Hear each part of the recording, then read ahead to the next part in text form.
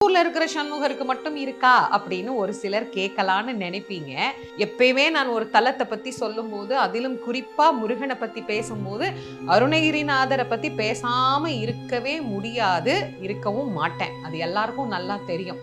அதனால இந்த தலத்துல அருணகிரிநாத சுவாமிகள் வந்து முருகப்பெருமானை வழிபாடு செய்து சண்முகரை வழிபட்ட போது சிவபெருமானுடைய நடன தரிசனத்தை அருணகிரிநாதருக்கு முருகப்பெருமான் இங்குதான் காட்டி அருளினார்.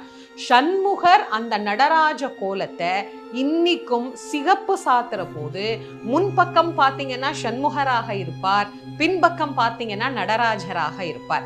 இன்னிக்கும் அருணகிரிநாதருக்கு நடராஜ தரிசனம் காட்டியது நானும் எங்க அப்பாவும் வேற இல்லப்பா, 2 பேரும் ஒண்ணுதான் அப்படிங்கிறத காட்டிய கோலத்தை சண்முகர் பக்தருக்கும் காட்டுகிறார் அப்படின்னு சொன்னா, சண்முகரை பத்தி இன்னும் நான்